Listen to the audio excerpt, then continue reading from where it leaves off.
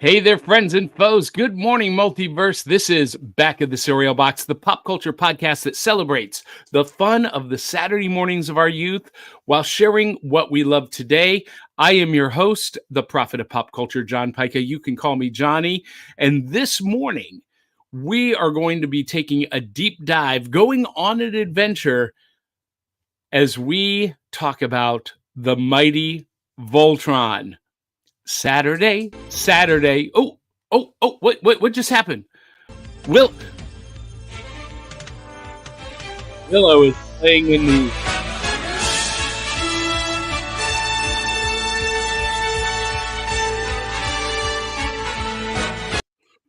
Love that theme song. Thank you, Willow. Speaking of Willow, there's Willow Schuyler. Sorry. She did not give me a warning that she was going to do that. So. Hey, it's live theater, ladies and gentlemen. You're welcome. Willow Schuyler is coming to us from Winnipeg, Manitoba, Canada. And she is our emotional support Canadian. And Willow is, listen, I'm maybe more excited about this episode today, talking about Voltron, than any, because I know that you and your husband are big Voltron fans. Introduced me to Voltron, so I spent pretty much my whole life up until probably about 10 years ago not knowing anything about Voltron. And he's like, "What, you haven't seen an episode? Oh my god!" So we went out and bought the tins DVDs, and show that the steelbook set. And I think we spent a whole weekend just watching. Yeah, this is a beautiful set. All the steel books, the 5 lions, and then the bonus disc. Yeah, love that. Oh my gosh, that's fantastic. Well, so also joining us this morning is your wife's favorite redhead, and we've already had an argument this morning, by the way, but she is quite the historian. She loves to take a deep dive. This is Aubrey Cavett.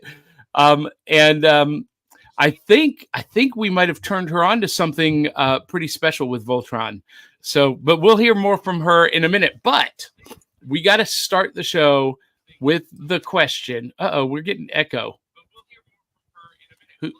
Who is that? Who's echoing? Probably me. Through your phone. Aubrey, you're so bad. I was saying hi to all of our cereal boxers in the YouTube chat. Hello. That's outstanding. So we got to start the show by asking, what's in the bowl? And this morning, I'm going back to my new favorite, Berry Pebbles, the Women Who Rock, with the fantastic cards on the back with the different women from history. But you guys, this is part of my prize from the cereal box as well. My new loot. I've got a brand new bowl. Oh, I've got howdy. A Tony the Tiger bowl, and Tony is basically holding the bowl on his lap. Oh, that is cute. Yes, I found this. Oh, I gotta open the bag inside. I found this at a flea market for $5. I was at a flea market Sunday in Clarksville. I popped in and they had it, and I was like, $5? Yes, you're coming home with me. So I am eating my Berry Pebbles in my Tony the Tiger bowl. And by the way, Tony the Tiger does come off. Okay. I discovered that it's impossible to put him back on. So I wish I had not done that. But so Berry Pebbles is what's in my bowl. Willow? Well, I'm continuing on with one of my favorite cereals, Honeycomb. Honeycomb. So I love that. And I want everybody who is in the chat, in the super chat, to let us know what's in their bowl. And Aubrey, what do you got? I see chocolate frosted flakes. I got Tony this morning. Oh, so yeah, the chocolate milkshake frosted flakes. I almost bought this week, but I have so much of the berry pebbles that I have to finish it. So you're going to try this for the first time, yes? So, yes, for the first time, I'm going to try this. You got your Tony the Tiger bowl. I tried the strawberry milkshake one. Now I'm going to try the chocolate. But I have to say, I do miss one of the viewers that is supposed to be watching this morning. Sarah, she was part of my cereal exchange program I started with my friends. I would buy the cereal, and then they would finish it for me. Because, quite frankly, I want to have more cereal in the mornings, but I can't finish it. Like, there's no way. All right, here we go. Woo. Okay, so I don't know if you guys remember, but when we were younger, sometimes you tear the bag. This morning I was in such a hurry that the bag was torn. But okay, so big flakes.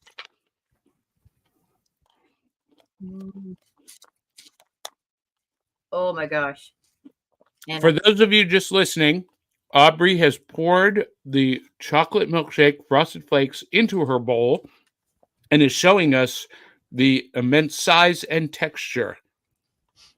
Okay, now I will say you can tell some of them aren't completely coated, which I like because I don't want them really dipped. It's just a frosting. It should be. Mm-hmm. Aubrey approves. It's out of this world. No, they're great. There we go. So, how's it different from a plain chocolate? Okay, so I'm not gonna lie. If you like Cocoa Pebbles, it's very similar in the chocolate taste. Okay. Very similar. I wouldn't say it's identical because this is a cornflake and they are not made of cornflakes. But I will say that the crunch is better. Probably going to get mushier just as fast, though. Yeah, it is. But, you know, Frosted Flakes, for me, is a top 5 best cereal. And if you add some chocolate to that, I can't imagine that doesn't make it even better. You can eat this without milk, though. A handful. I guarantee you with my coffee, I'd do that. Now, if you're tuning in for the first time this morning, you're wondering why, what's going on? Well, this show is all about celebrating the fun of the Saturdays of our youth while sharing what we love today. We jump in our pajamas, grab a big bowl of cereal, just like when we were kids on Saturday morning, and we come together in the rec room to talk about the fun of the Saturdays of our youth, cartoons, comic books, kaiju movies, and you get to join us. You get to join us in the chat and share your comments. We want to know what's in your bowl. And for those of you just joining us, you don't know, we're called Back of the Cereal Box because when we were kids, we have smartphones or iPads or tablets at the breakfast table on Saturday morning. We were reading the Back of the Cereal Box. That was our newspaper. That was our world. That was, you know, what introduced us to so much of the pop culture that we love today. And so every Saturday morning, we get to be bad adults by reliving our childhood and eating junky food. And it's so fun. Listen, do you know how much discipline it takes for me to not eat this every morning and to wait until Saturday? It's really hard, y'all. You know, it's funny how Saturdays now is my thing for cereal. Like, I'll have the odd cereal here and there during the week, but I usually just keep it for Saturdays. But I love being part of the show because of the fact that I can eat on air and not get crap. Well, here I got part of my job. Yeah, well, and here's my thing. I don't know about you, Willow, but now it's become something that I really look forward to. And I have to work really hard not to eat the whole box before the show during the week. I have to be disciplined, but it's something I look forward to, and I start craving it like the night before. Like last night, I got home at about midnight from doing a ghost tour, and all I wanted was to break into this box and have a big. I was like, no, I'm gonna wait. I gotta wait. I'm gonna wait. I did break down though, and I had some blueberry cheesecake mini donuts at midnight last night. That not the whole thing. I only had 2. Just, but you know, I was not a good adult. It's okay. I'm really bad for like yesterday. I had to go to 7-Eleven to fill up my bus pass, and I saw the little mini donut trays. I'm just like, no, It changes, no. it changes the milk brown, just like It the makes it- pink one did. Well, it makes it chocolate. Now, here's how you can tell that Aubrey actually really loves this one, because she ate the whole thing. You normally only take like 1 or 2 bites. You ate that whole thing while I was telling my story about being disciplined. Okay, they are great. So Aubrey loves chocolate milkshake, Frosted Flakes, and Dave Mattingly posted a great comment. Said, Aubrey's chocolate milkshake Frosted Flakes brings all the boys to the yard. And they're like, it tastes better than yours. So someone suggested that I dress up as Alora. I did. I'm not. Was it you, Johnny? Mm-hmm. Okay. Well, I'm glad Willow's wearing pink, because I'm not gonna lie. I'm gonna say something on camera that's very taboo right now since the Barbie movie. I don't really own any pink things. Really? So this summer throw is over an antique dressing gown that I bought yesterday at an antique store here in town that is shifting. They're moving to a bigger location, and I love her, and I love the finds that she finds. So I found an antique dressing gown, and I decided to throw this close as I could get on. Kind of expecting you to do your hair similar to hers, I did. I did. Yeah.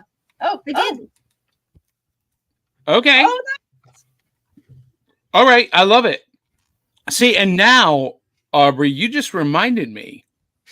I have tons of pink. I wear pink all the time. It's Johnny has more pink than me. I do. And I you know, when I perform, pink especially is a manly color. We all know this. Well, you know, I used to I still do dye my beard. Usually not on Saturday mornings because it takes too long to do it for just the show. But if I did it the night before and anyway, that's a whole thing. You girls know what I'm talking about. I bet I have more black in my wardrobe than you do too, Johnny, which is very interesting. The giggle is because I have more black than pink, and he has more pink than black. Well, that's probably true. And I sometimes dye my beard hot pink, and but I'm out of the dye. And they Johnny more pink dye. They stopped making it. The brand that I like, they stopped making. Manic Panic, can we please get a sponsorship so that we can all do our hair? I don't know who that is. I don't know who that is, but if you can make that happen, Willow, I will like bow down at your feet. But yeah, I do. I wear a lot of pink when I'm on stage, and one of my favorite T-shirts is a hot pink T-shirt. So I forgot. I didn't even think about that this morning. Oh, Manic Panic. Got some green over there. I have yet to use it. Manic Panic is a temporary hair dye. It's a pomade or like a paste. Yeah, it's like a cream. Yeah, I was using Joico spikers, and they stopped making it. I'm so upset. That's why I haven't done colors in so long, because I ran out and I went to order new ones and they stopped making it. It's unavailable. And you know, I tried a couple of others that I just wasn't really happy with. So I'm still on the search. So for those of you who are missing the blue, the red, the pink, the double colors, the gold, help me find a suitable replacement for Joico spikers, and maybe Manic Panic is it. So Dave Mattingly already chimed in, but good morning, Box Tops. Good morning, Dave.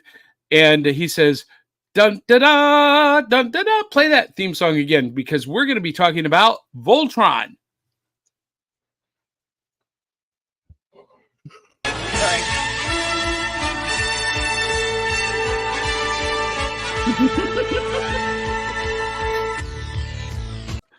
Oh, love that theme song so much. So much. Song Swap Showdown. Chris Vaglio's with us. He says morning. Dave Mattingly says Papa's got a brand new bowl. Yeah, I do. Yeah, I do. Zentron is joining us. Good afternoon, fellow cereal boxers. I'll bet you Zentron is going to have a bunch to contribute about Voltron. I can't wait. Chris Vaglio loves Aubrey's background. And let's see. Chris Vaglio says, I'm texting my wife right now to get me this while she's at the store, the chocolate milkshake frosted flakes. That's awesome because he says it looks amazing. And I'm going to say it is amazing because Aubrey finished the whole flippin' bowl. She's never done that on air. I love this. Telling on me. Oh, I noticed things. Zentron says, coming at you live from the Rivington Tea Room and Cafe, overlooking the 2 Rivington reservoirs here in rainy UK. Oh, I wish I was there with you, Zentron. One day I'll be back where I was born. One day. And he's chowing down on a delicious sausage and egg bread roll, followed by a meat and potato pasty. A meat and potato pasty. Okay, all right. So I got to ask you guys, and Zentron, you can kind of contribute to this conversation. Have you seen the reels and YouTube shorts? Brits try, and they're like British high school kids, and they try American food for the first time, and it blows their mind at how good it is. Yeah, So, there's a channel that has that kind of stuff, and they've come to Nashville too, by the way, Johnny. yeah. Those Oh, yeah. two. I saw.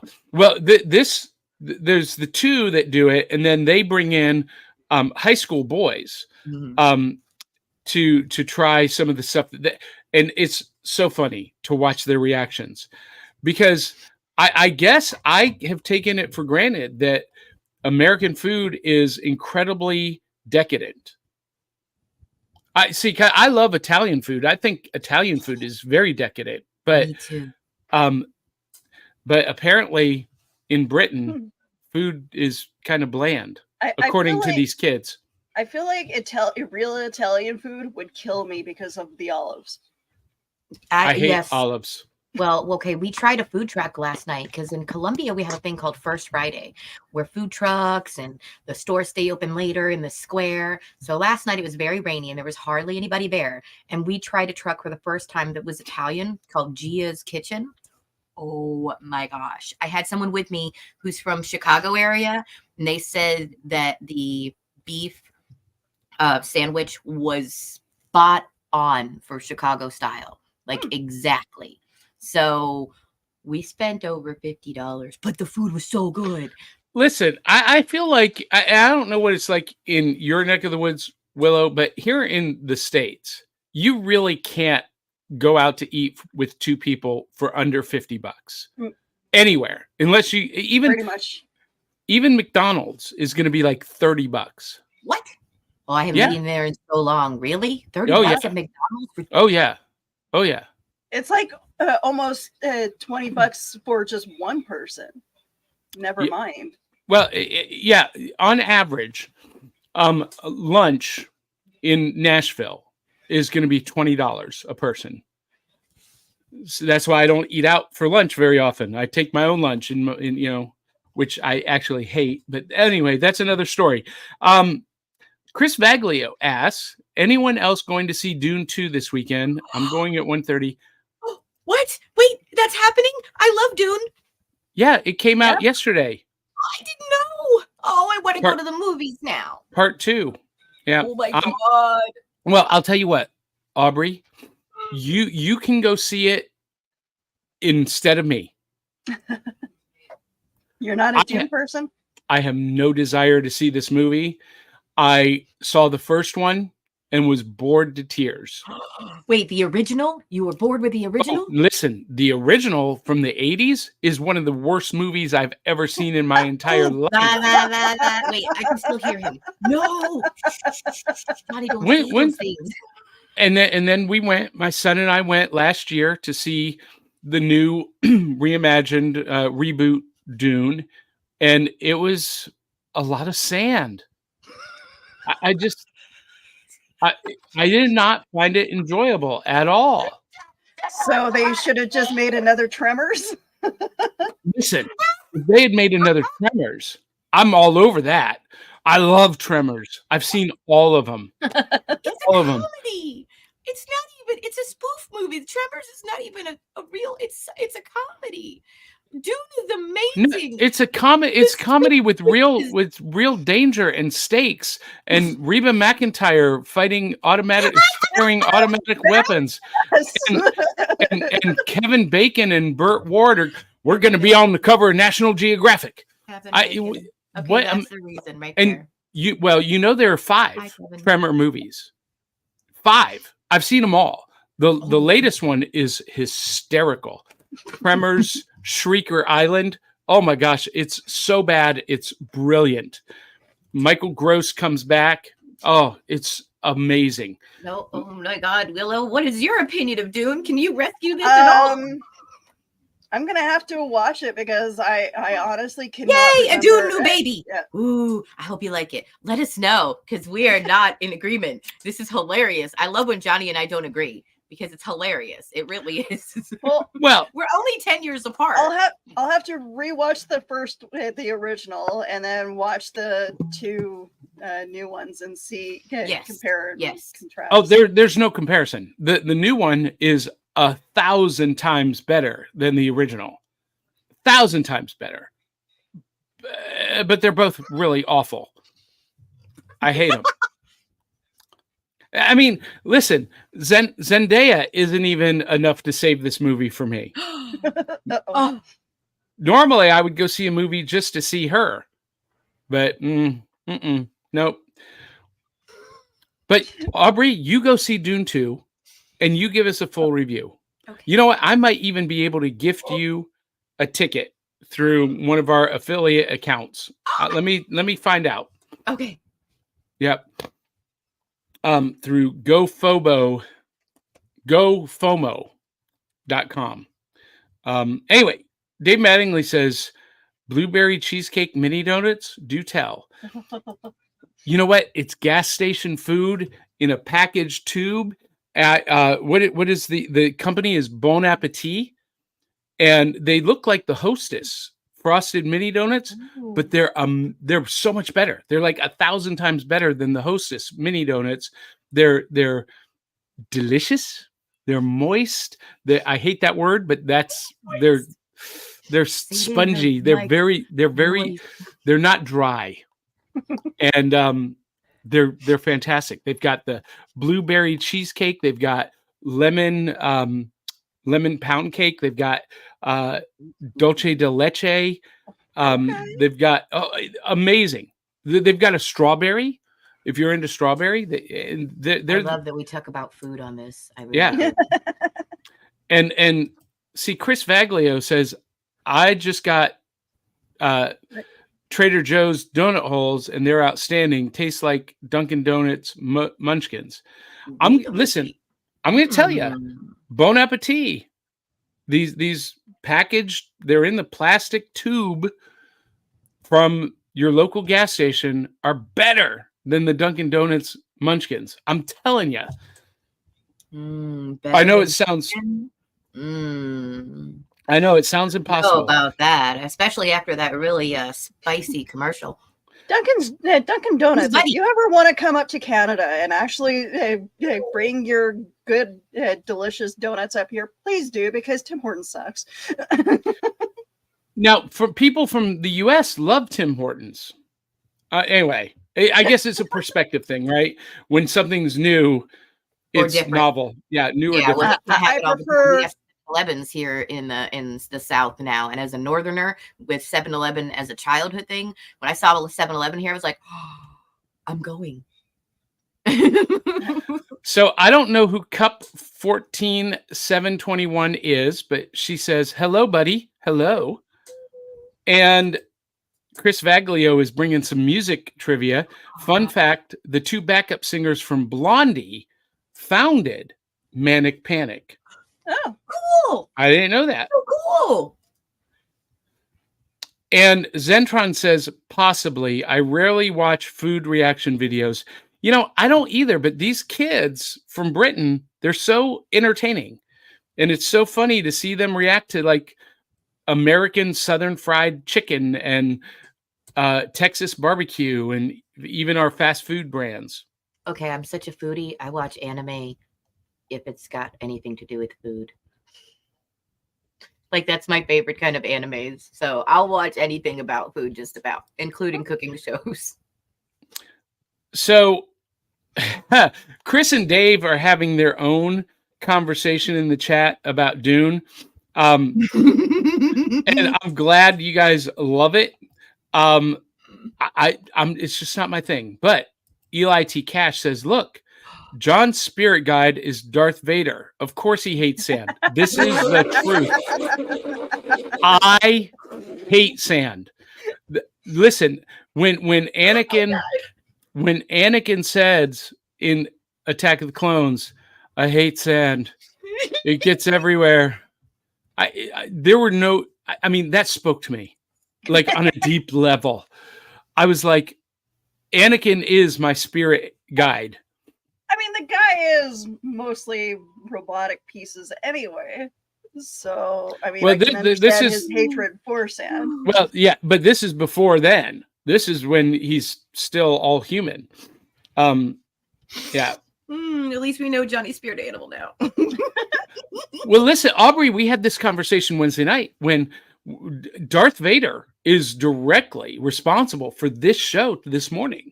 We had an in-depth conversation on that live, so I'm just saying, don't miss the next one because it got a little weird. Okay, so Chris Vaglio says gas station food cuisine sounds like an idea for a show, Johnny. Chris. Ooh.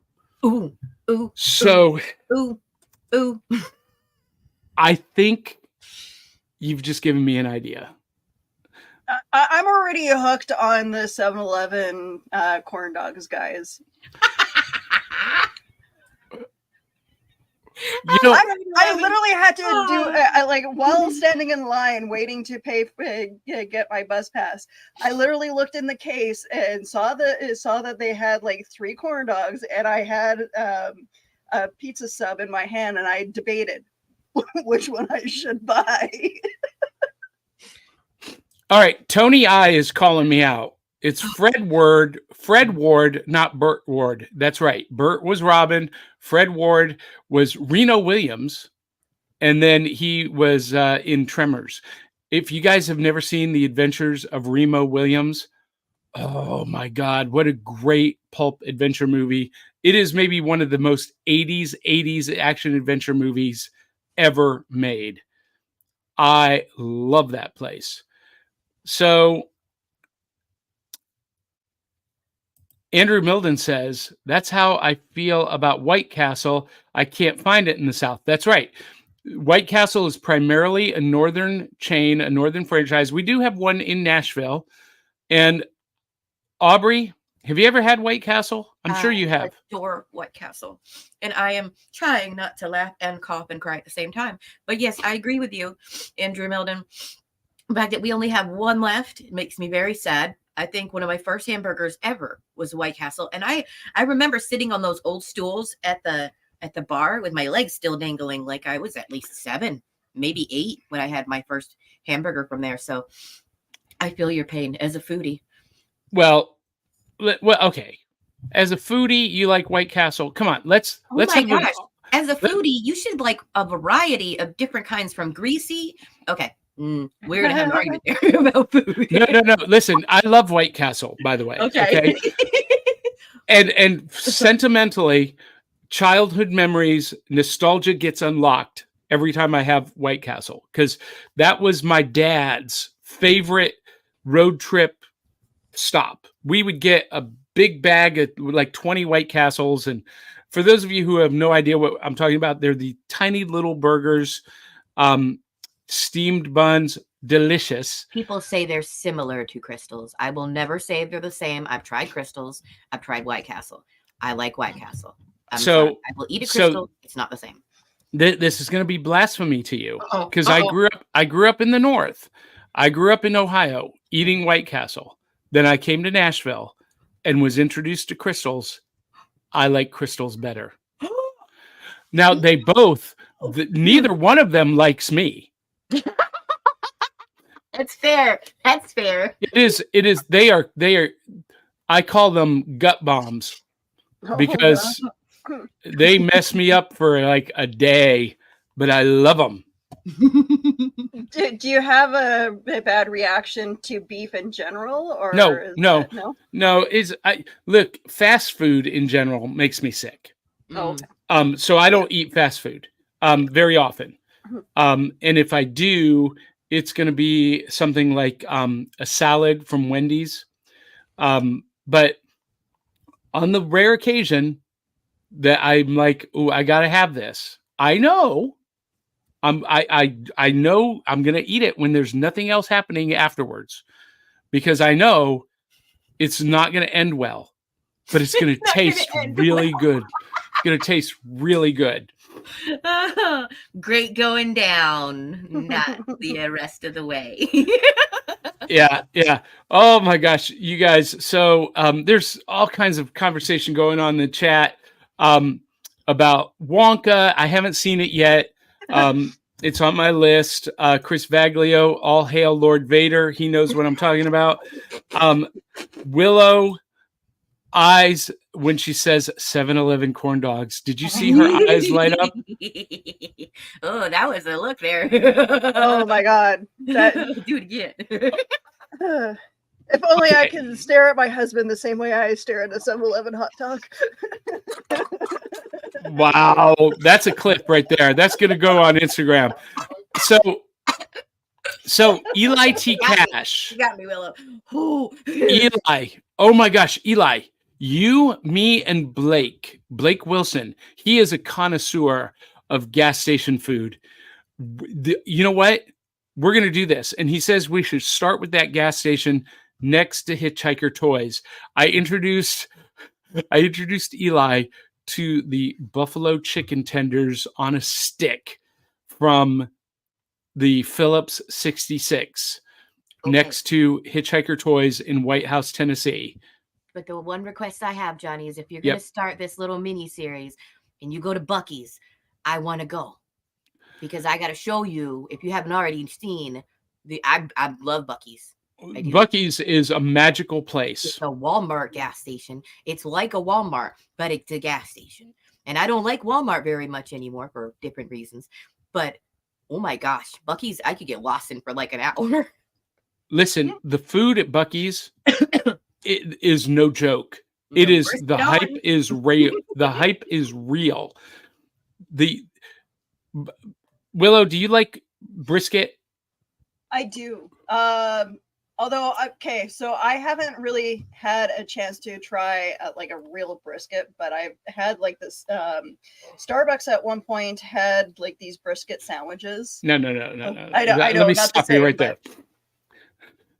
We got to get you down here. We got to get you down here. I want a Willow hug. Okay, first of all, I need to befriend a Jewish family so that they can adopt me for a weekend.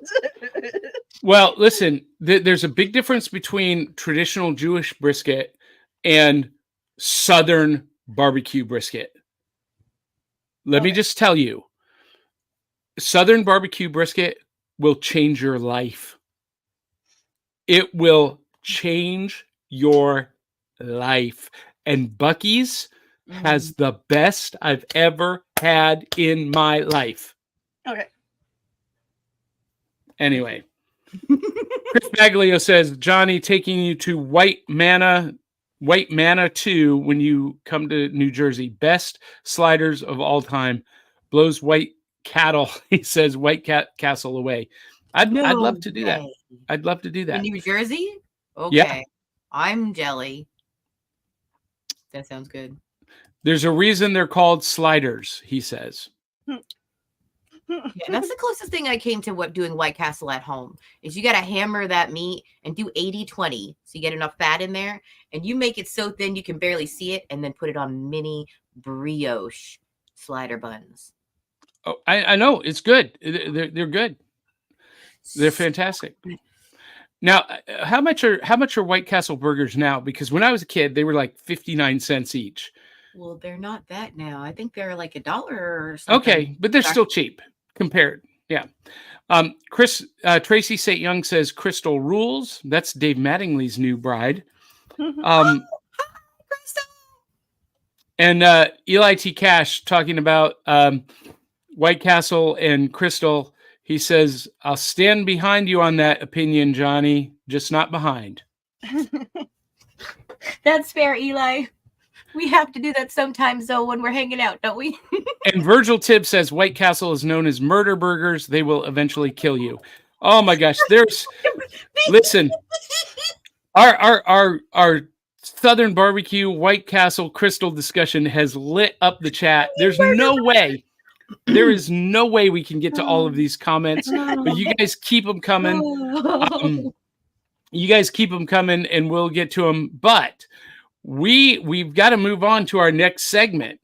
And this is sponsored by our friends at Entertainment Earth. It is my favorite part and Drew Milden's favorite part of Saturday morning when we reach into the box of cereal and pull out the prize. It is prizes from the cereal box, also known as new loot. Because when we were kids, we would reach into the box, pull out the prize. And you guys, I went to, I already showed off the Tony the Tiger Bowl from the flea market. And also at that flea market, I found this. And y'all, I think I'm going to have to go back and get the other copies she had. This is Whoa. Mr. T and the T-Force with a collectible card inside. Ooh. Yeah, it came sealed in a plastic bag. It was $3. She had a whole bunch of them. I really want to open this. I really want to break it open. I did not know this. This is an ad on the back for Married with Children on Broadway. Nice. A comic series. But this is from Now Comics, which was a failed comic company, basically. But they had some licensed IPs that were pretty popular. I think I'm going to have to go get the rest of these so I can at least open one. You know what? I'm going to go ahead and open this one anyway because I'm going to go get that other copy to have sealed. Johnny is opening the antique right now. Yes, every collector is having a collective gasp. And there is a card in there also, Johnny. Yeah. Yep. So, ads for Green Hornet. Yeah. From Now Comics. That was a great series, by the way. Ads for Speed Racer and Ninja High School. The art on Mr. T. This is not the cartoon Mr. T, but it's kind of adjacent. I mean, he was a real deal street level superhero in Mr. T and the T-Force. This was actually pretty popular when it came out when I was a kid. It just did not do real well. Written by Mike Barron, classic writer, and Norm Brayfogle, who is a legendary Batman artist, did the artwork. And Norm Brayfogle left us recently, died of cancer. And then here's the collector card. I'll bet you actually this card. I was waiting. What does that say? Oh, so cool. Yep. I'll bet you this card actually has some value. He's got the word videotape on there. It's got to be. We don't have videotapes no more. Yep. Right. Yeah. Yeah. So I'm going to go What's that get the tip? other Read that copy tip so I to have the a back sealed of the- copy. Johnny, What's that? what does the tip on the back say of that card? It says if you stick close to a good set of values, you can survive anything. And this is Neil Adams' artwork. Oh, Nice. okay. Yeah, and he passed away recently too. So Neil Adams, Norm Brayfogle, it's a long past era of comic books. So I got that at the flea market on Sunday with the Tony the Tiger Bowl, and I have something to show off when we get to our main topic from my bookshelf. But Willow, you got any prizes in your cereal box this morning? I do. Wait. But- Can we save the best for last? Because hers is the best, right? Okay. I don't know. Here- Go well, ahead. You can go. The picture you sent is the picture you sent the thing you are going to show No, off? no. No? Okay. I thought it. Okay. Uh, right. I was really Okay. excited about that picture. Can we show that picture eventually too? Yeah, we will. Okay. Oh yeah. Go ahead, Aubrey. Okay. If you want to go, go Okay. ahead. I thought you had something else, but okay. Show that picture later on and talk about the thing you were talking about. But I got an antique that I got in town, and anybody who's ever been to a Radio Shack will appreciate this. Whiz Kids. She is showing the Tandy Computer Whiz Kids comic book that was created exclusively for Radio Shack. Aubrey, I hate to ask this question because it might be a little bit rude, but how much did you pay for that? I paid $5 for this, and they gave them away for free. I know that, but Well, I don't. no. Here's why I ask. I think it's worth a lot more than that. Really? Yeah, because they were freebies, they were giveaways at Radio Shack, and for the longest time, these were in the quarter bins, the 10-cent bins, because they were giveaways. They were everywhere, but because of that, they vanished almost completely from the comic book landscape. And now that Radio Shack is no longer a thing, they went out of business nationwide. Right? This might actually be worth something. Look More at this than stuff. $5 for sure. Right? Look at that. This is so. Yeah, the word search. Cool. Yeah. I have to say, I'm shocked that this is in such good condition. And guys, okay, so here's the weird part. At the front of it, it seems like just a regular comic. And then look what comes into play. Archie. Yeah, it was produced by Archie Comics. So Isn't that great? yeah, they insert an ad for Archie. What a great marketing piece. No. That's not an ad. That's the rest of it. Oh, the second half rest is of an it Archie story. Okay. It's an Archie story. A very long one, might add. Well, so I was very impressed. Ooh, here we go. I love But- this. Electronics. Do y'all remember these? I wanted one so bad. oh, golly, the electronic kits, yeah, the project kits, yeah. Oh, it's so cool. Hey, if you're in the chat and you miss Radio Shack, raise your hand. I'm not in the I chat. will have to say that Radio Shack still exists in Canada. We call it the Source. It's still there? Yep. You come here, I'll go there. We'll trade places Well, for a little while. Willow, they still have Toys R Us in Canada too. Yes, they do. It's true, they do. But yeah, the Source. In fact, the Source still has the Radio Shack emblems on their electronics. It's hilarious. Oh, that's cool. You should do a little video in there and say hi to that. But your turn now. Well, hey, right, so- before we get to you, Willow, Corey Flood adds a comment that Mr. T and the T-Force came out in the 90s. It was in the early 90s, way after Mr. T was at the height of his popularity. Yes, that's true. But I remember when this came out, there was this nostalgia for Mr. T from the mid 80s already. And it was a big deal. It failed, but it was a big deal. Anyway. Never mind, I won't say. Keep it a kid show. Willow, what you got? I got Dazzler. Oh, cool. My husband, God, I love my husband, and he went and to one of our favorite comic book stores and places where we buy a lot of our figurines from.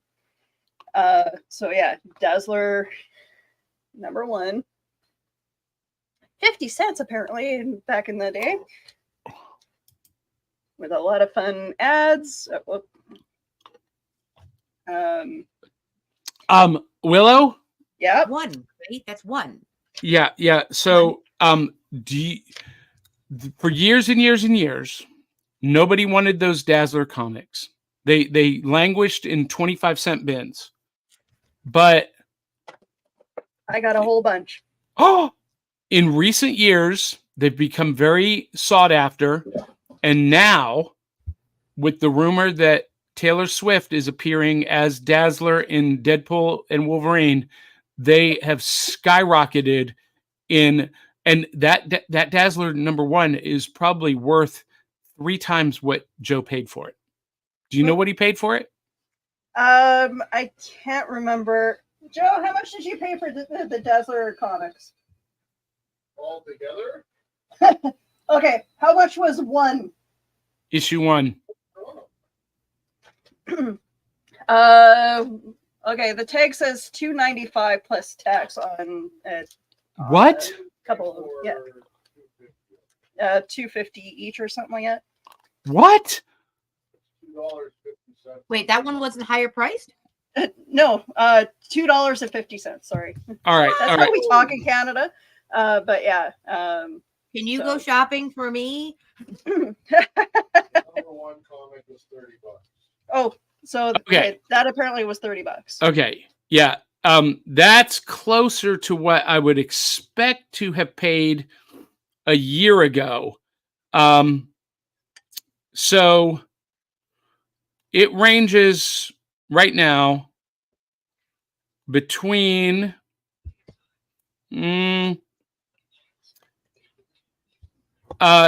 probably the condition that you have, $65 Oh. up to $319 Holy moly. for that That's a single good issue. Yeah, depending on the grade. You got a bargain. A bargain. Yes, I did. That's amazing. Amazing. My Dazzler number 1 says Zentron cost me 50 pence, also known as 60 cents. Wow. Yes. Go Yeah. Zentron. Yep. Well, he bought it when it was new on the shelf 40 years ago. Oh, did he? Oh, I was not aware that was what he was saying. That's why it was only 50 cents on the cover price. It came out in like I want to say 92, 91 or 92. Yeah. Came out in 81. Okay, 81. I was right. February 28th, 1981. Yep. So it had its birthday a couple days ago. I love Dazzler. And for those of you who are loving a lot of the comics that we're talking about, you can get these and more and a lot of new stuff at tfaw.com, Things from Another World. The link is in our show notes. So, ladies, that brings us to our main topic, the reason we're here. Weekdays 101, where we dissect and take a trip back in time to dissect the weekday animated shows from our youth. Well, my youth mostly. Willow and Aubrey are a little bit younger than I am, but these are basically the essentials of weekday. And so we've talked about G.I. Joe, we've talked about the Transformers, He-Man, She-Ra. Last week we talked about the Great Space Coaster, one of the funnest episodes we've ever had, by the way. And this week we're rounding out the entire thing with one of my all-time favorites. These are out of order. I want this one. This one. Here we go. Voltron, Defender of the Universe. Actually, I wanted this one. Voltron, Defender of the Universe. Woo. For those of you who are just listening on the audio podcast and you're hearing Johnny struggle to find the right show card, I apologize profusely. If you would like to help us improve this process and make the show more streamlined, you can become a patron on patreon.com and join these fine folks. $1 a month is all it takes. Patreon.com/serialboxpodcast. You get all kinds of cool exclusives, behind the scene videos, an exclusive live stream at least once a month, and it will help us improve. And if you hate the show, go ahead. Or Johnny can just figure out how to work StreamYard properly. We thank you, all our super friends, for helping us get better. Yeah, and if you hate the show, you can donate even more generously. The banner I've just posted up down below. Well, here's the thing, Willow. See, this is a little bit behind the scenes baseball, behind the curtain, for those of you watching or listening. For some reason this morning, my StreamYard connection is not displaying what the pictures are. I have the label, but the blanks are blank. The squares are blank. So I have no idea what I'm clicking on. So, but we're talking about Voltron, Defender of the Universe. And y'all, I need to put up my notes here. I don't need notes for this. Listen, I lived this show. I grew up obsessed with Voltron. And before we went on air, I was telling Willow that Voltron is probably tied with Battle of the Planets for my all-time number one favorite animated TV show. And we did an episode on Battle of the Planets almost 2 years ago, live from Hitchhiker Toys. You can go back and watch that. But tail of the tape, Voltron is a television series, animated television series franchise that features a team of space explorers who pilot a giant super robot known as Voltron. It was produced by Peter Keefe, who is the executive producer, and Ted Koppler through his production company, World Events Productions. Voltron was an adaptation of several Japanese anime television series from Toei Animation. The original television series aired in syndication in the U.S. from September 10th, 1984 to November 18th, 1985. The first season of Voltron featured the Lion Force Voltron, and it was adapted from the series Beast King Go Lion. The second series featured Vehicle Team Voltron and was adapted from the unrelated series Armored Fleet Dairugger XV. So it was a top-rated syndicated show in the U.S. for 2 years during its original run, and then it spawned 3 follow-up series, several comic books, and a line of toys. The television series was basically imported and repackaged from Japan. And if you didn't know that as a kid, when we came to series 2, it got very confusing, season 2, because they replaced the Lion Force with the Vehicle Force. And I've got the Vehicle Force here somewhere. Let's see, Vehicle Force Voltron right here. This is Vehicle Force Voltron. But he wasn't actually originally Voltron. They just called him Voltron for season 2. This Lion Force is Voltron. And basically, it was piloted by 5 young pilots. They each commanded a lion, and they combined to become Voltron. And it was set in an undefined future era. The Voltron Force is in charge of protecting the planet Eris, ruled by Princess Allura, protecting it from the evil King Zarkon, from Planet Doom and his son Lotor, and the witch Hagar, who creates huge roe-beasts to terrorize the Erusian people. Despite being the first of the 2 robots to appear on American television, the Go Lion version of Voltron is regarded as Voltron 3 within the storyline because within the original planned 3 Voltron continuity, Eris was the furthest setting from Earth's side of the universe, being intended for the near universe in Voltron 2. That's a bunch of gobbledygook. But in canon, the Lion Force Voltron was the 3rd Voltron. But in US continuity, he was the first, followed by the Vehicle Force. Now, you guys, I'm going to be honest with you. I didn't watch very many of the episodes this week because I don't have to. I watch the show on a regular basis. It's playing all the time. I watch it all the time. And I even have part of my loot, one of the Voltron Steelbooks that Willow showed in the picture. Okay, that was the picture I was talking about. Yeah, this I didn't know you had one of those. That's cool. Oh yeah. I only have one. She's got the whole set, but you don't have the whole set in front of you, do you, Willow? No, but Oh, look at it, guys. Yeah. yes, I still have my Christmas setup still up, but That's okay. But this is each one is 3 discs in the Steelbook with a commemorative little booklet and all kinds of other little goodies.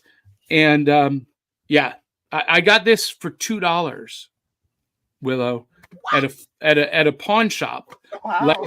last summer. I saw it. I was like, yes, please. And we bought all of ours from a local movie and music shop. So I would love to have the whole set. And this will shock everyone watching because as a big a fan of Voltron as I am, as obsessed with this franchise as I am, this is the only piece of Voltron merchandise I own. I don't have any of the figures. I don't have...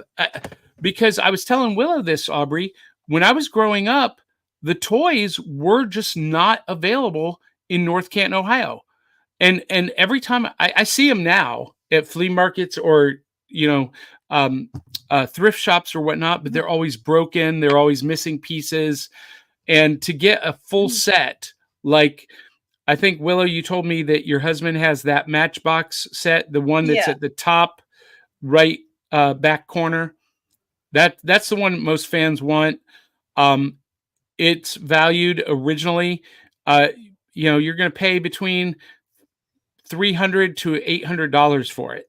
I've seen it as much as $3,000 mint in the package, unopened, still shrink wrapped.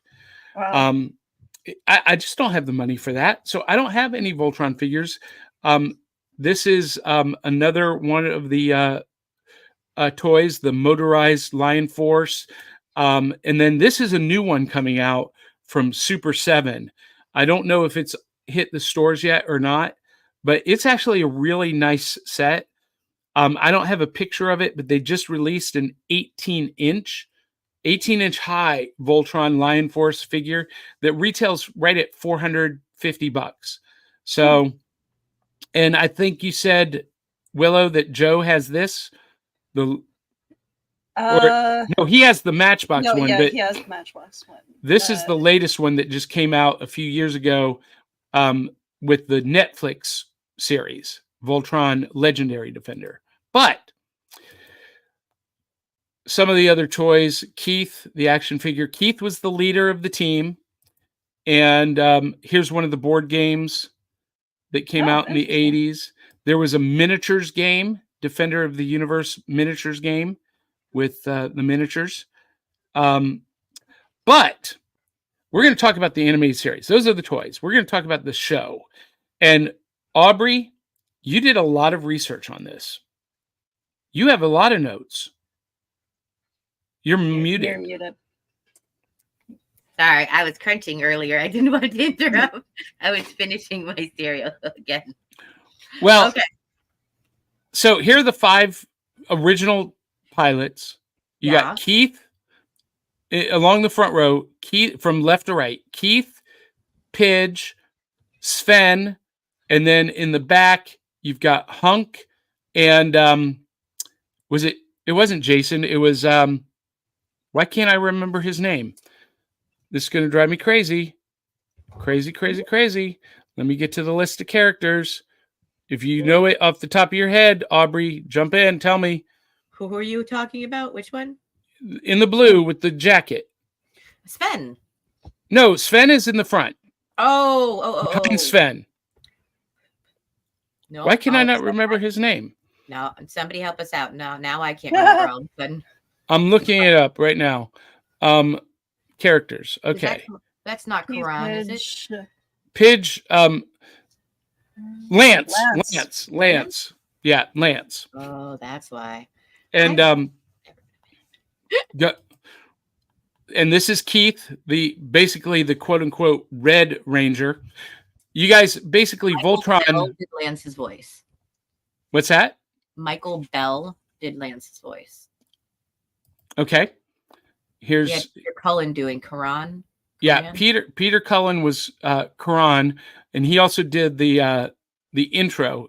Now, in episode 3 of the first season, Sven exits, and in the American version, he just left. But in the original Japanese, he was killed off, and Princess Allura took his place in the Blue Lion in her pink. And this is another one of Princess Allura. I loved her. And Princess Allura is actually very similar to another princess from Battle of the Planets. Battle of the Planets is my all-time favorite cartoon series, and very similar premise. 5 basically teenage mutant heroes who have extraordinary powers, and they fight crime across the galaxy. And then we have the Lion Force, red, blue, green, black. Sound familiar, Willow? Yep. The Rangers. Yeah, the Power Rangers were inspired by Battle of the Planets and Voltron. Here's the Lion Force. Now, there we go. Here's the Vehicle Force. Here's a up close of Princess Allura. Yeah. Now, Princess Allura, if she sounds even remotely resembling another princess, Aurora. I mean, her dress looks like the Disney princess. Oh. Aurora. You didn't catch that? Oh, yeah, fashion. Yeah. You can't. If you look back, you'll see Princess Aurora is who she is, basically, except a way more badass version. You know, she actually does stuff versus Aurora, who is really spends the whole movie just getting rescued, pretty much. I don't know. I have to say, between all of the talented people that worked on this series, I'm always going to see it as my first anime, like 100%. Like, I remember the Voltron intro with the lions, the audio, you know, that you played, Willow. I mean, I can hear that in my sleep and smile. Like, I hear it every day because my husband has it as his ringtone. Oh, that's so funny. It probably can get annoying for you, but that being said, I have the Star Wars theme song for my. There you go, perfect. I love that. It's so cute. So the original story was by Saburo Yatsude, in Japan, as we know. And all of the technicians, the directors, the character designers, the chief directors, production, all of them were under Toei Animation. They were all there. And the theme song was done, Go Lion was done by Ichiro Mizuki. So there's some, you know, ground names there for the people. And as, you know, Johnny mentioned, the series that they accumulated all of the characters and vehicles and toys and everything from was from Mirai, Robo, Detanius, the Beastgo Lion, the Armored Fleet, Rugger, and Lightspeed Electro Albagas. And if you pay attention to Lightspeed Electroid Albagas, that was like one of the first that had a pull apart guy. So unlike the series where Hagar dressed herself up as a space goddess, so in the first episode they call that, you know, she I don't know. We need to look at, like, I want to know more about this now, because when I was a kid, I was like, here, there, everywhere. Oh, shiny, you know, bright colors, interesting story. I'm in. But did I pay attention to the history of it? Not really. These people, you know, in the time period in the original story, Earth is decimated by a bomb. Okay, like it's gone. Like it's like nothing left, hardly. And the humans have no place to go back to because of that. There's a picture, I don't know if it came through, but the Galaxy Garrison, like there's all these people that came together, you know, and from different planets, and they, you know, basically are just winging it. They have no Go Lion Force. They have no Voltron at this point. But Voltron does exist. Well, but he's Era. a myth, and he's a myth. He's been lost. Yes, he became a myth. Yeah, he died Yeah. away. And apparently what happened is Hagar decided that she wanted to make this beautiful spell and pretend like she was a space goddess. She was in outer space. I don't know how they accomplished that, but she's floating in the It's air. magic. It's magic. Right? In the cartoon, she's just floating there. It's a beautiful space. She looked like an angel, okay? And they always float or do something magical, right? and this awesome defender of Eris, like this it lives in this capsule, this wonderful robot, and she like pulls it apart. Like she just like, oh, do, and then like arms go separate, legs go separate, body, and I'm like, wow, okay. So first of all, mad respect for this space witch, because I mean, male or female doesn't matter at this point. You destroyed a planet's, you know, defense system, basically, you know, and then buried them in separate parts of the planet so they couldn't come back together. So, you know, this whole story starts out like wanting to draw you in, but I don't ever remember seeing the first episode. I don't remember it at all. But my favorite part about this is if you watch it, and then you know that it comes from these other series that I mentioned, you can see every part that series had. And they used pieces and parts from the old, and they married it in so you can see in each episode. And I like that they did that, like back in the day. I know people say they hate when they reuse stock, but I like seeing it because you know where it came from. Well, so Voltron was not the first Japanese imported series to do this. The other series that I mentioned, Battle of the Planets, which was my all-time favorite, did the exact same thing. It was imported from Japan and heavily edited for US consumption, because, you know, as we were talking about before we went live, what is considered appropriate for young age people, children in Japan, is very different from what is considered appropriate for kids in the US. In Battle of the Planets, they would frequently show that princess's undergarments during the fights.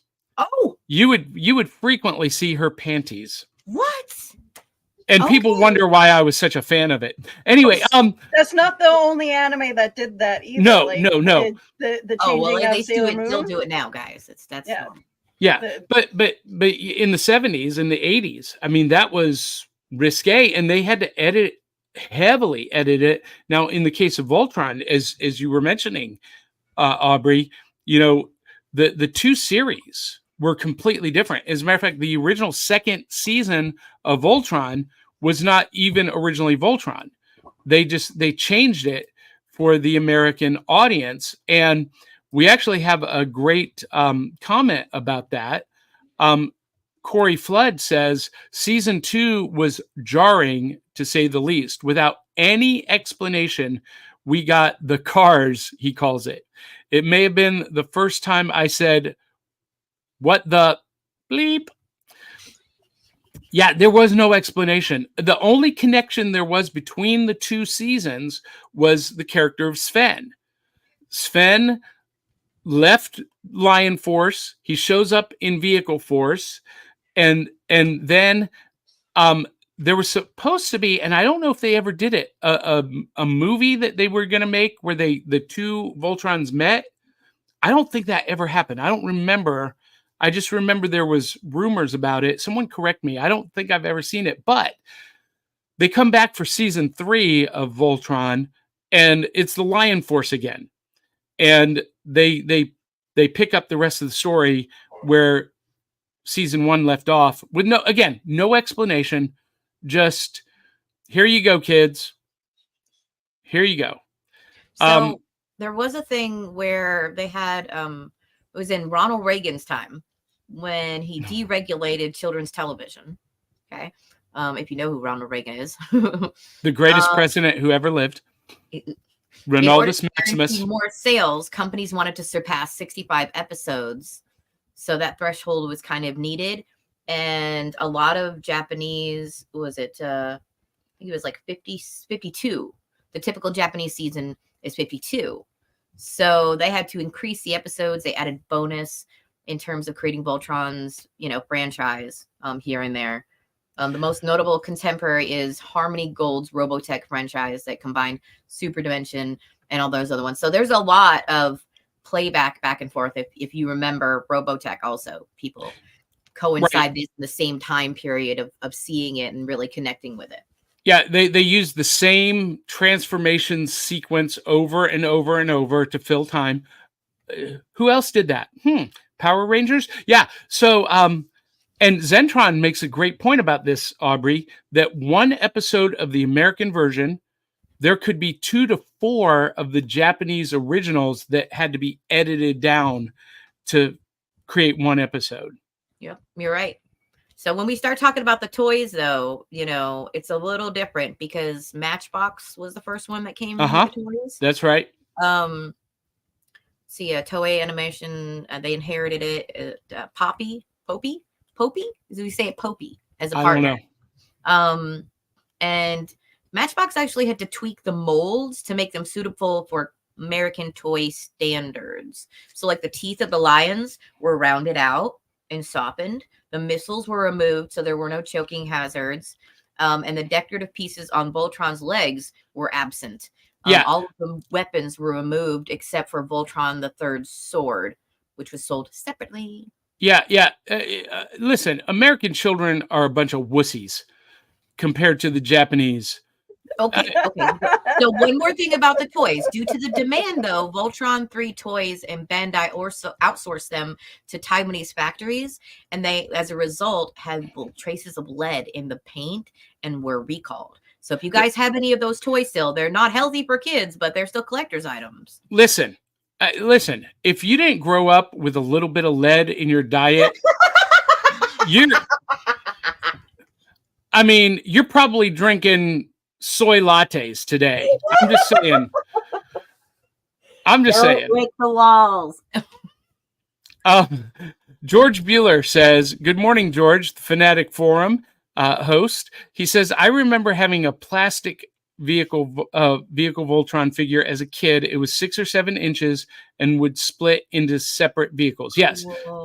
Like that picture that I showed, there were different versions of this.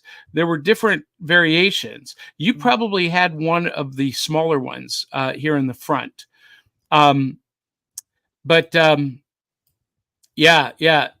Golly, I just never had the toys. They were never available where I grew up. I'm a little bit bitter about that.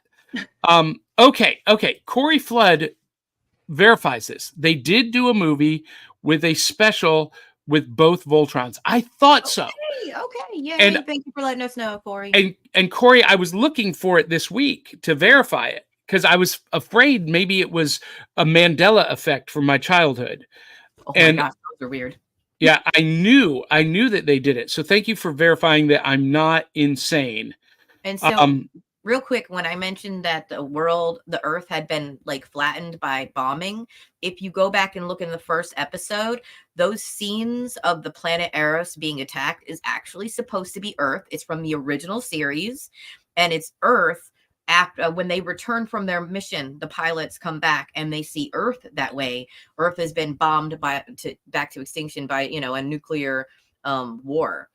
So some of those are actually from the old one in those first few episodes that have nothing to do with the actual episode in that moment. Oh. And we got some great comments here. So Stephanie Saucier says Defender of the Universe was originally called Go Lions. We mentioned that. Yep. And Corey Flood brings up an interesting point that Aubrey and I had a little contention about before the show. He says Pidge and one of the car pilots were brothers. But now, wait, before we get into this, Aubrey, Stephanie brings up love the reboot Voltron, Legendary Defender. It's my comfort show. I love the show too. It's the reboot on Netflix. I'm only about halfway through it because it's 7 seasons. You guys, 7 seasons. But it's really outstanding. And in that reboot show, Legendary Defender, it redefines who Pidge is. And yes, Pidge, the car pilot was Pidge's brother, but were they brothers? Question mark. Because in, spoiler alert, Voltron Legendary Defender, we find out that Pidge is her brother's twin who has disguised herself as a boy to join the academy to become a Voltron pilot so that she can get... Was my face this morning. Interesting. Yeah. So she could get revenge on Golra, who's the race in Legendary Defender, for killing her brother. Huh. But in the original Voltron, everyone insists that Pidge was a boy. But was he really? I don't recall if they ever really touched on that. Like they didn't. Did they specifically call him? Not in the original. No. No, he was effeminate, and I don't think there's anything wrong with that. And I kind of liked that it was a different kind of masculinity involved. An effeminate masculine is still a masculine. So the Japanese have a way of enticing us with characters that are very feminine, but are masculine characters. Well, Willow, Aubrey sent a picture of Pidge in the Facebook chat. See if you can bring that up. Glasses, headband, and bandana around her neck. I actually wore bright green in honor of Pidge yesterday because I do like Pidge. I think is one of my favorite characters, but I don't care what gender they are. I just like the character. And Corey Flood says, "Holy Zoltan! As a kid, I thought Pidge was a girl." Yeah, see, this is from the original series. I mean, to me, this looks like a feminine, a female character. This does not look like a boy to me. See, to me, it looks like a feminine character, but I feel like it's very androgynous, and I kind of like the androgyny involved. And yeah, I'm come to one of those conclusions in life where even if it was a feminine character, it wasn't represented as a female, and I don't mind that other side being shown. I feel like masculine women being shown goes back to Red Sonja, so Pidge can, have a cute little headband and be adorable. If he or she Pidge was a fan favorite because kids related to Pidge. Pidge was the youngest of the Voltron pilots. And the character of Pidge is very endearing. When you get to shows like Digimon, it kind of got annoying. Yeah, Pidge is kind of one of the templates for those later anime series. stylistically and with and Pidge is inspired by the character of Keop from Battle of the Planets. Now Keop was not androgynous, but Keop was very diminutive, and only spoke in clicks and like hard to understand. He had to be translated, but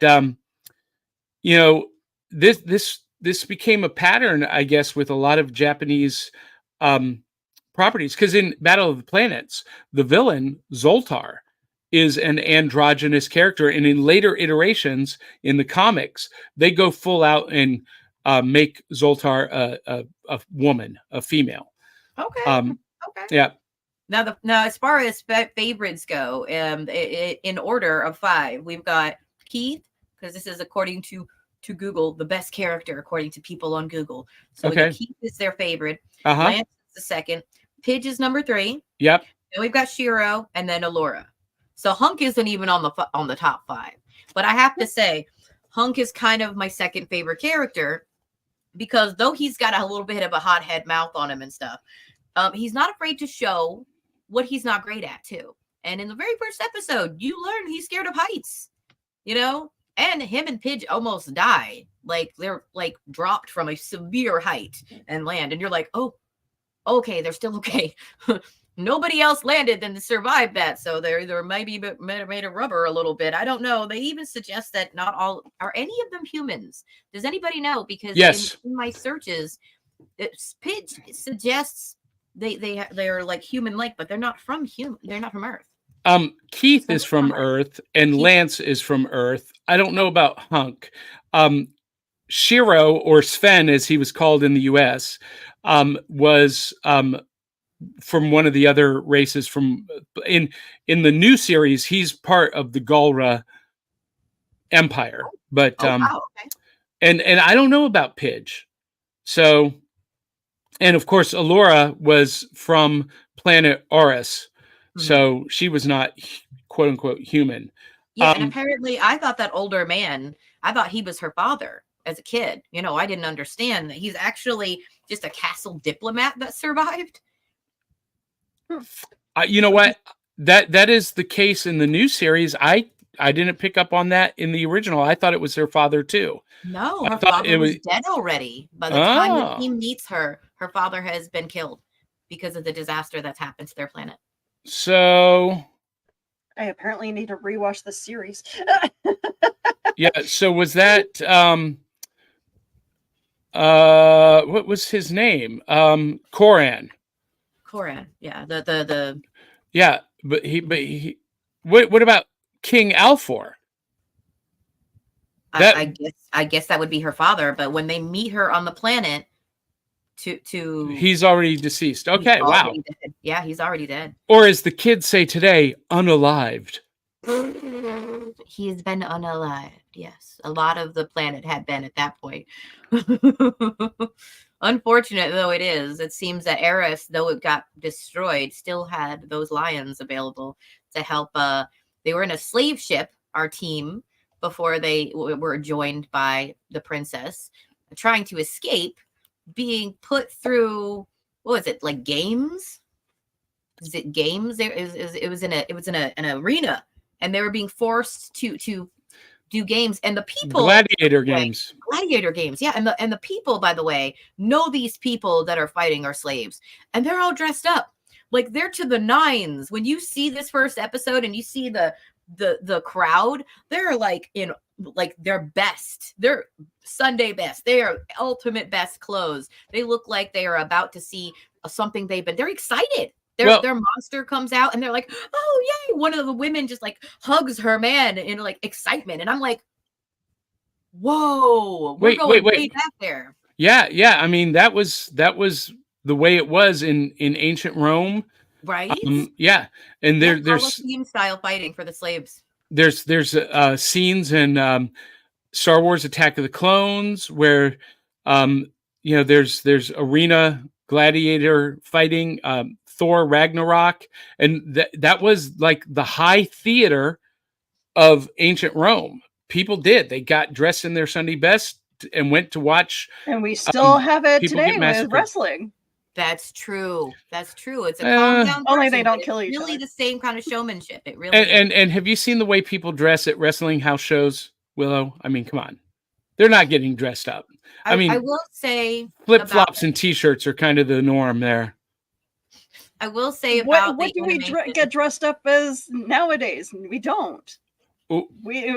We're past being the culture that dressed up for theater and Well, no. There's days. Speak for most yourself on that, guys. Yeah, Everything is yeah, a celebration. Everything is a reason to dress up. yeah. We dress appropriately for the theater. Here in the U.S., listen, there are theaters that have a dress code, and if you show up Ooh. not dressed properly, they will ask you to leave. Broadway theaters, you don't go in shorts and a t-shirt. Oh, Yeah. It Well, ain't that's Disney one of the World. more unpleasant things about the cartoon. We're not going to say exactly some of them, but I will say that there was a suicide, a beheading, and a couple other deaths that they were just like, we're not going to put in this show because it's not appropriate for American audiences. So this is definitely, if you see violence in there and you're letting your kid watch it, because I know there are some adult moms that have already messaged me that are like, hi, I'm watching it. And I'm like, if you're going to let your kid watch Voltron, the old school one, remember, some of them are still a little darker.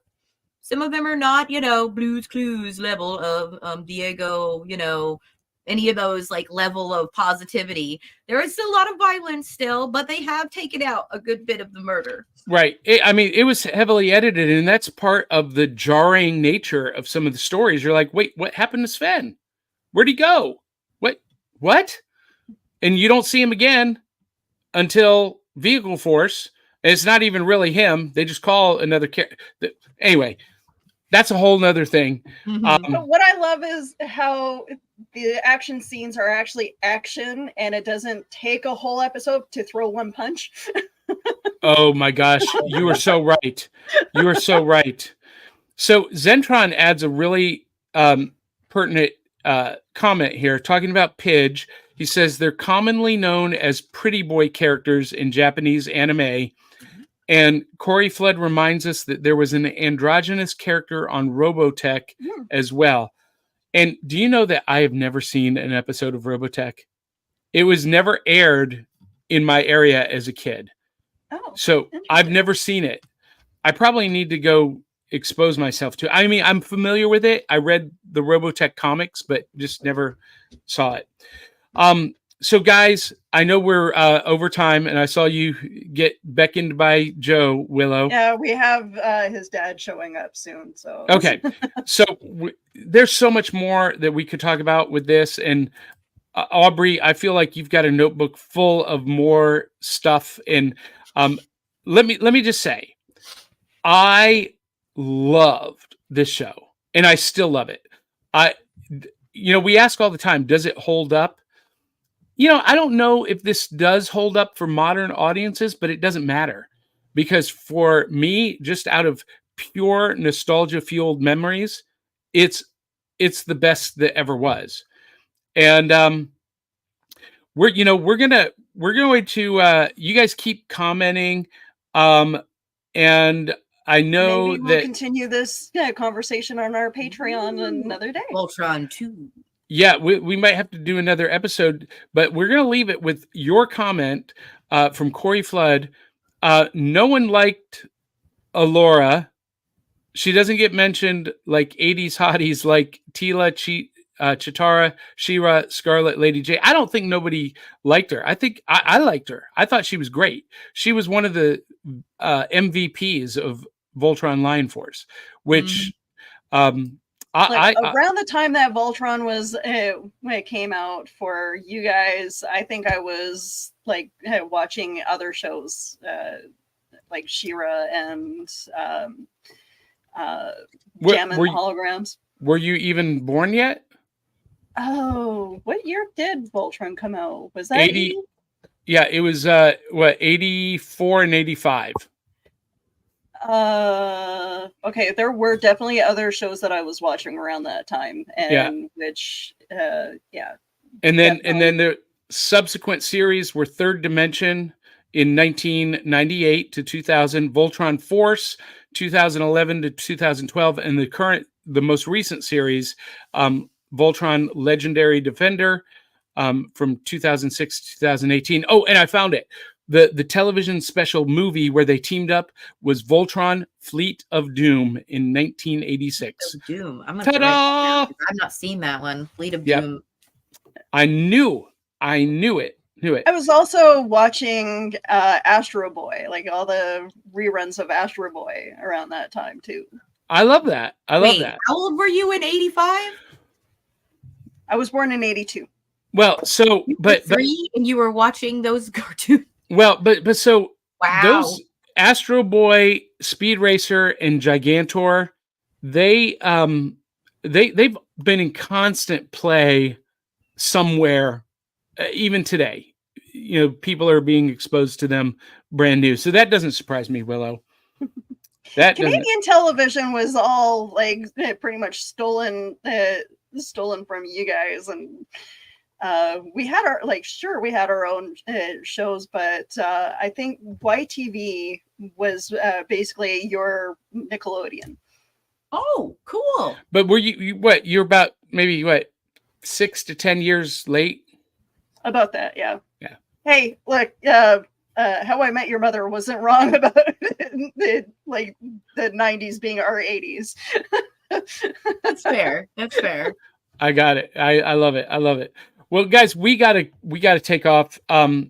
Aubrey, are you gonna make that journey down to Huntsville today?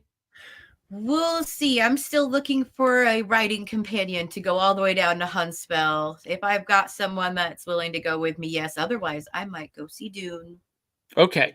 So for all of you who are watching, Johnny's a little bit sad today because Aubrey and I were supposed to go to the Huntsville Comic-Con and to go visit Stir's Cereal Bar, their grand opening in Huntsville, Alabama.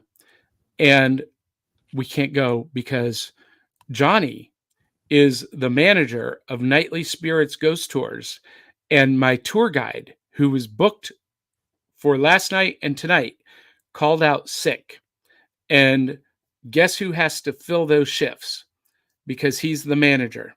He's doing what most managers should be doing in these situations. And though Johnny is doing a great job, I'm very appreciative for a totally different reason that he's doing a good job, because I don't have to wear a onesie.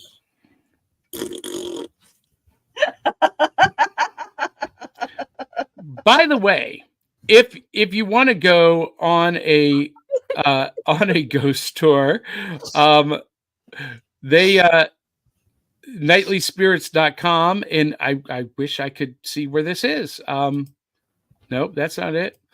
Is that it? No. There it is. Yay! There it is. Nightlyspirits.com, promo code John P667. We operate in 17 cities across the United States, so there's probably a ghost tour near you. Go check it out. But yeah, no onesie for Aubrey today. Now, before we leave you guys, we got to give props to our affiliate sponsor, Comic Books for Kids. And I'm going to run this, Willow, but if you need to jump out, go ahead. Okay. And everyone follow Willow Schuyler at Schuyler Productions. And everyone tomorrow night for Cryptic Crunch. It's going to be a banger. Ooh, I'm excited. Everyone follow Aubrey at Miss Kindred Ivy on Instagram. And of course, you can find me everywhere on social media, and check out Comic Books for Kids. Comic Books for Kids provides comic books to kids in hospitals and cancer centers across the U.S. It's a place where we can all work together to make sure every child has a comic book. 100% of all proceeds go towards the kids. It's about making a difference, and while they're in the hospital, allowing them to fly like a superhero, battle dragons, or rescue teddy bears. We are in every state in the country and now support over 160 hospitals. Every month, we add more. Visit cb4k.org. This show goes overtime every week, but we love it. We love you guys tuning in. Thank you so much for being a part of the audience. Aubrey, thank you for bringing your insight and your in-depth knowledge once again. It is greatly appreciated. Thank you Even for having when we me don't again, agree. Johnny. I look forward to what are we doing on the next one? the next one is going to be Defenders of the Earth. Oh no, I gotta study. I don't know that one at all. Yeah. This is going to be Saturday morning, 1:02. So, yeah, next one is going to be Defenders of the Earth, and starting our next Saturday morning series. So you'll want to tune in to our show next week and talk about Defenders of the Earth. You know what it's like? You know what it's like, Aubrey? It's kind of like this.